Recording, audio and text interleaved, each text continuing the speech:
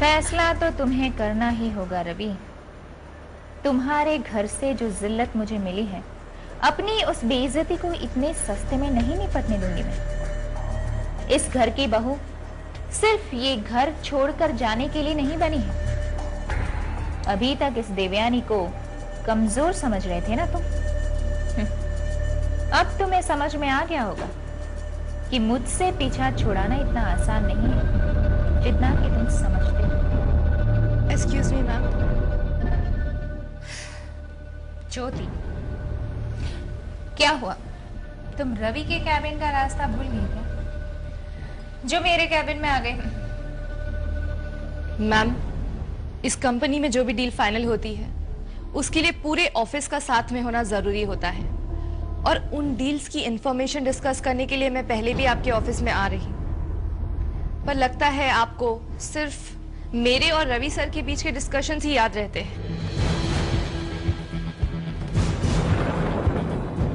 तो अब तुम्हारी जबान चलने लगी? हाँ, लगता है रवि तुम्हें कुछ ज्यादा ही अहमियत दे रहा है, वरना तो मेरे सामने बोलने की भी हिम्मत करो कि हो नहीं सकता। मैम, मैं तो आपको सिर्फ यही बताने आई थी कि सर ने आपको अपने केबिन में बुलाया है। ओह, मतलब कि रवि ने अब फैसला ले लिया है। गुड। और हाँ, अब तक तो तुम रवि और मेरे रिश्ते के बारे में काफी कुछ जान चुकी हो। तो रवि की ऑफिस लाइफ के अलावा तुम उसकी पर्सनल लाइफ भी अच्छी तरह से जान चुकी हो, है ना? मैम, और मैं रवि की प्रॉपर्टी से हिस्सा मांग रही हूं, उसका मतलब ये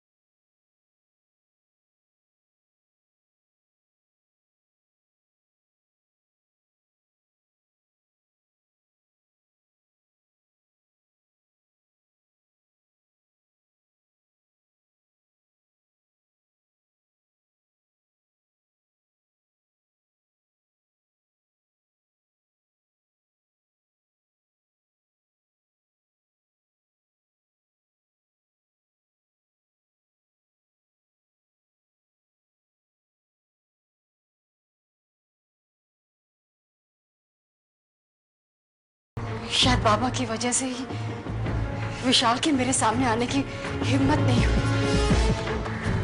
हे भगवान, बाबा जहां कहीं भी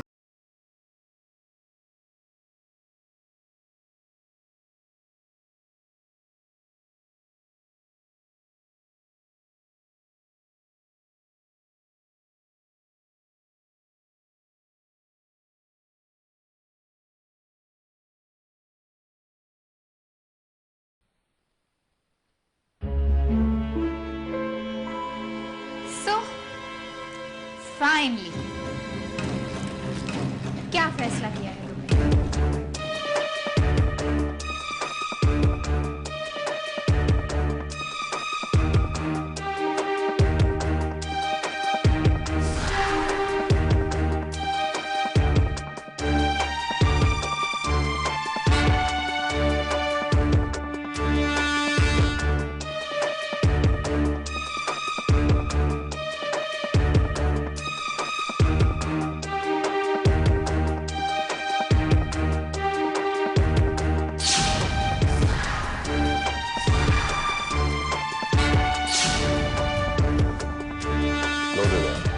यही चाहिए था ना तुम्हें?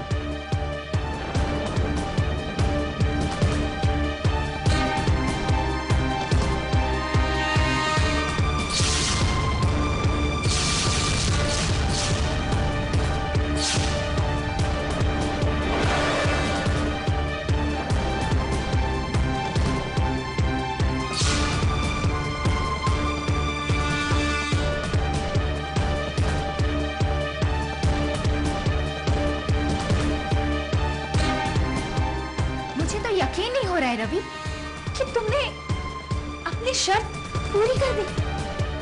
तुमने ऐसा करके अपने परिवार पर आने वाली बहुत बड़ी मुसीबत को रोक दिया। Good decision. बाय।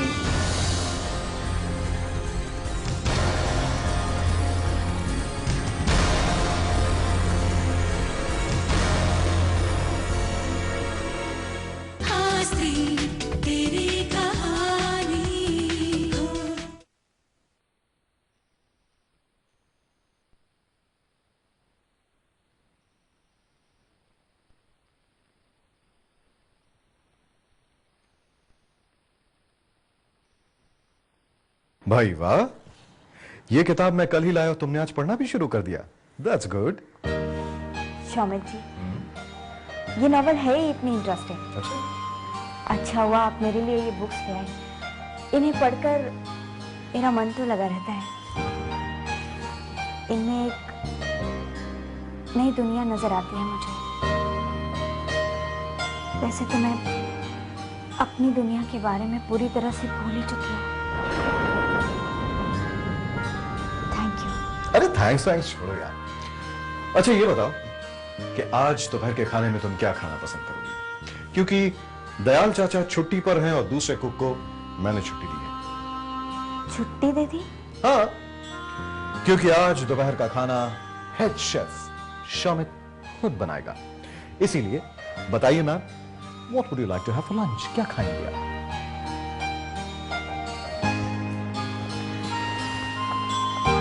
कि मैं तो चाहती हूँ कि मैं अपने हाथों से आप लोगों के लिए खाना बनाऊं, लेकिन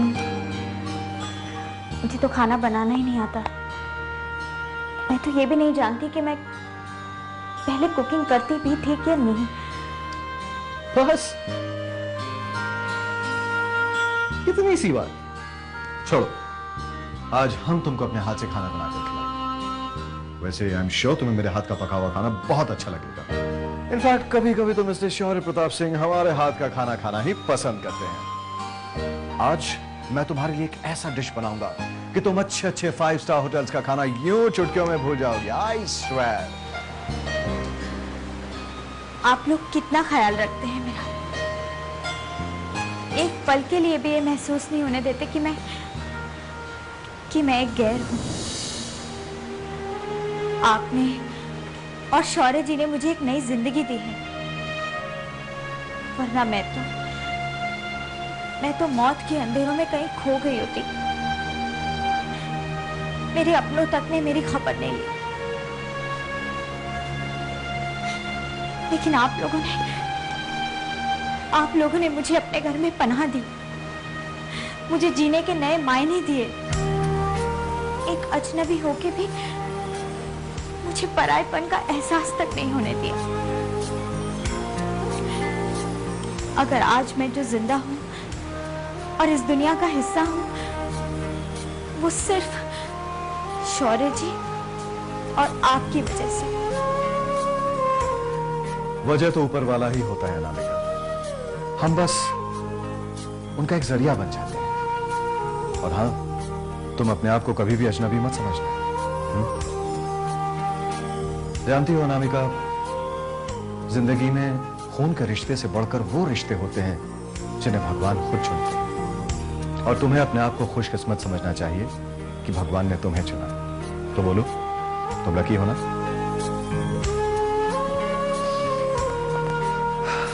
अनामिका, जिंदगी में बहुत संघर्ष है, लेकिन अगर हम उन्हीं संघर्षों को खुशी खुशी लेकर जीना सीख लें तो हर पल, हर एक पल जश्न है जिंदगी। तो चलो आज उसी जिंदगी को सेलिब्रेट करते हैं। तो भाई, मैं तो तुम्हारे लिए खाना बनाऊंगा ही, लेकिन तुम्हें मेरी मदद करनी पड़ेगी। ज्यादा नहीं, बस थोड़ी सी। ओके? ये हुई ना बात? तो ठीक है, मैं जाकर प्रिपरेशंस करता हूं, और जैसे ही मैं बुलाऊं तुम फौरन आ जाना। तब तक तुम आराम से नॉवेल का लुत्फ उठाओ। ओके? मैं अभी गया और अभी आया।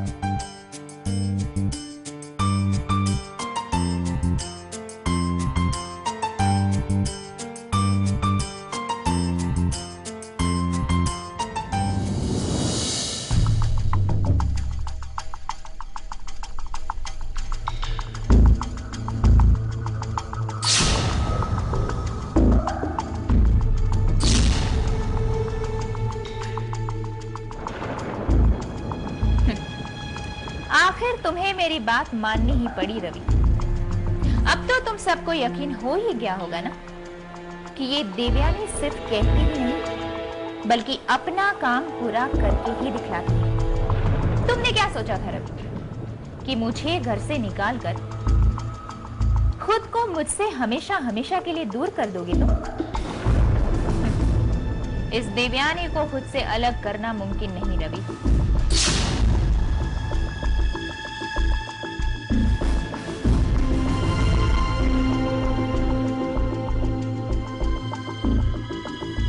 अब देखो ना, तुम्हारी एक गलती ने तुम्हें किस मुसीबत में डाल दिया। घर से निकालना तो दूर, आज यशपाल खानदान की 10% प्रॉपर्टी का हिस्सा बन चुकी हूं मैं। आखिर अपनी गलती का खामियाजा तो तुम्हें भुगतना ही पड़ा। चलो देखते हैं इस 10% की प्रॉपर्टी में मेरे हिस्से में क्या क्या आया है।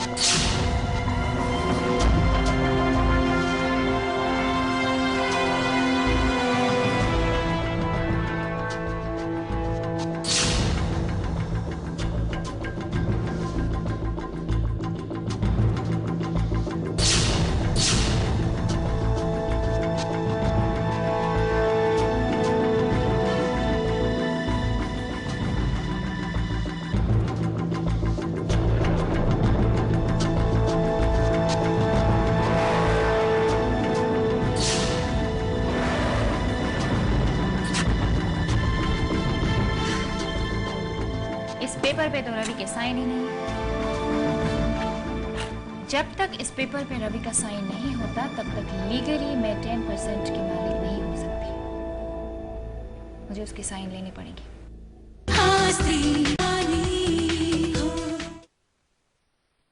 इसका मतलब देवयानी जी ने जो भी कहा है सच कहा है।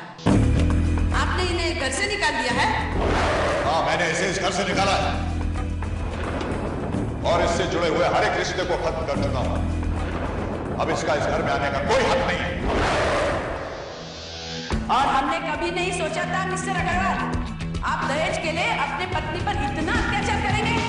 बहुत इज्जत कमाई है आप लोगों ने मिस्टर अग्रवाल, लेकिन ऊंचा दर्जा मिलने का मतलब ये नहीं है कि आप अपनी इंसानियत ही खो दें।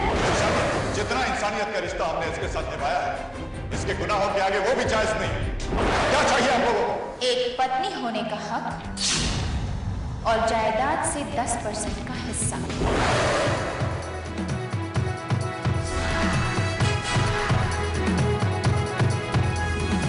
तो चलो जल्दी जल्दी बताओ, क्या फैसला लिया है तुमने? सुमन जी का फोन था, उन्होंने मुझे पूछा कि एक्शन कब करें। मैं सुमन जी से कह देती हूँ कि कल सुबह घर पर पुलिस और मीडिया को लेकर आ जाओ। मैं भी घर पहुँचती हूँ। See you there। लेकिन हाँ, ये जो कुछ भी होगा ना, उससे तुम्हें तो कोई फर्क नहीं पड़ेगा, लेकिन बेचारी मम्मी जी, उनके दिल को ठेस जरूर पहुँच सकती है। और क्यों ना पहुँचे? समाज में बनाया हुआ इतना नाम, रुतबा, बरसों से बनाई हुई इतनी इज्जत अगर एक पल में मिट्टी में मिल गई तो उनको ठेस जरूर पहुंच सकती है। आखिर उनका दिल इतना कमजोर जो है। बहुत इज्जत कमाई है आप लोगों ने मिस्टर अग्रवाल। लेकिन हम कल सुबह घर पर पुलिस मीडिया को लेकर आ जाओ। एक पद और जायदाद से 10% उनके दिल को ऊंचा दर्जा मिलने का मतलब कभी नहीं सोचा कि आप अपनी इंसानियत ही खो दें। तो चलो जल्दी जल्दी क्या फैसला किया? सुमन जी का फोन, उन्होंने मुझे पूछा कि एक्शन कब करें। फिर जो कुछ भी बनाया उससे कोई फर्क नहीं पड़ता। उससे बनाई हुई लेकिन बेचारी मम्मी जी, इसका मतलब सच सच कर दिया है।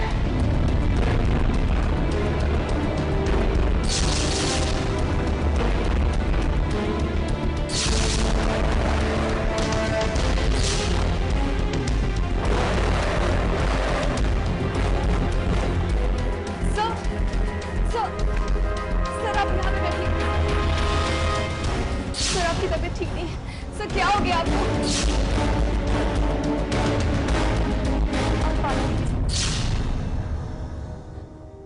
क्या हो गया आपको? अचानक इस तरह चक्कर? शायद टेंशन की वजह से थोड़ा स्ट्रेस हो गया था। सर आप आराम कीजिए। रवि तुम ये